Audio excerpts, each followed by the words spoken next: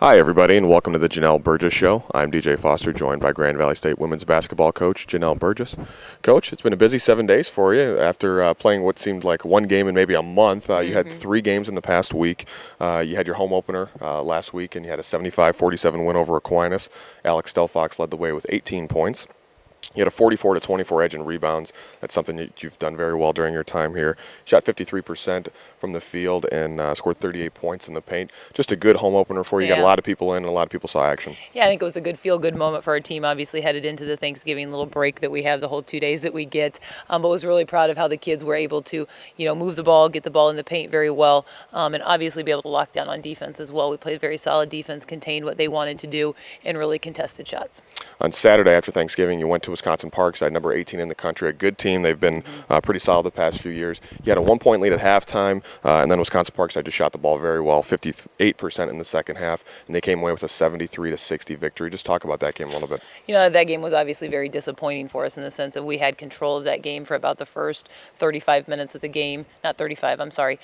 First 25 minutes of the game, and then we really lost track of 2 of their obviously go-to players. With number 24 went off for 25 points in the second half, and then 30, one of their other seniors came in and had a very solid second half. So I think it's just a lack of recognition, a lack of intensity and paying attention to what needs to be done down at crucial points of the time. And obviously when you're on the road against a great team that has only lost 1 game in 40 at home, it's going to be very tough to be able to win when you lose track of some of those major details.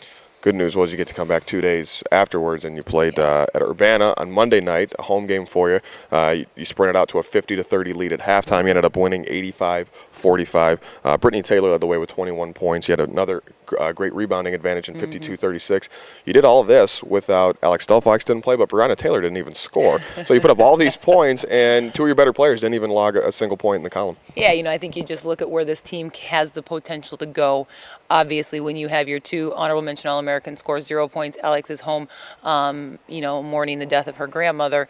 Brianna obviously just did what she needed to do. She rebounded, did a few other things, did not put, a point on the board, and to be able to see everybody else be able to step up. You saw Brittany obviously play very well. Kelly Watson's continuing to figure out her groove. I thought you saw Kara Crawford, our 5th-year senior, come in and play very, very steady 20 minutes, which was very, very good for her to see. And you just go down the list. I thought everybody that got the opportunity to play, and every single person did, took advantage of it and did a very good job. Coach, talk about Kelly Watson a little bit. I was just going to ask you about her. She's 3rd on the team in scoring right now. She's your best 3-point shooter, shooting at about 46% so far. She's had a couple double-digit scoring games. She looks like she's really getting comfortable out there, and it might be kind of scary for the rest of the conference when she really gets it going, gets back in 100% game shape. It looks like she's going to be really tough to stop. Yeah, I think you got to give credit to 2 people. Obviously, Kelly Watson, you have to give a lot of credit to. You can see the passion for the game coming back. You can see that hop in her step. There's no doubt about that. But I think you also have to give credit to our team. They're understanding how, where, when she needs to be able to get the ball. And I think they're delivering some nice passes to her in, some of our different looks that we're giving her, and she's able to knock them down. Yeah, she definitely looks like a matchup problem, being as tall as she is and can play from the outside. So now you get out of the friendly confines of Allendale, and you have to go back on the road for a couple conference games this weekend. You have Ohio Dominican on Thursday at 5:30, and then you swing around to Tiffin Saturday at 1 o'clock. Just looking at the records, there's not a blemish on either of those records. Ohio Dominican 4-0, Tiffin 3-0. Competition maybe not the greatest that they'll play throughout the year, but still they're undefeated so far, and that gives a lot for confidence going on the road, or for those teams with you guys coming in on the road.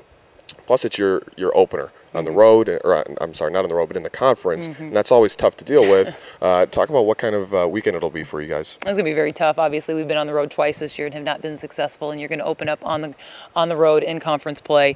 And Ohio Dominican and Tiffin, they are going to be very tough. They play very well together. They're very guard-oriented, and we're going to have to be able to lock down on some kids and obviously really be able to rely on our defense, rebound the ball extremely well, and be as physical as we can to be able to be successful. And I think as we evaluate where we're at in the first couple weeks here of the season, this is just what we need, honestly, to be able to go on the road, have 2 undefeated teams looking at us, and be able to, really be able to look eye to eye with each other and say, okay, this is how we're going to do it. This is going to set a tone as we start December 1st on the road in conference play. It's a great way for us to start.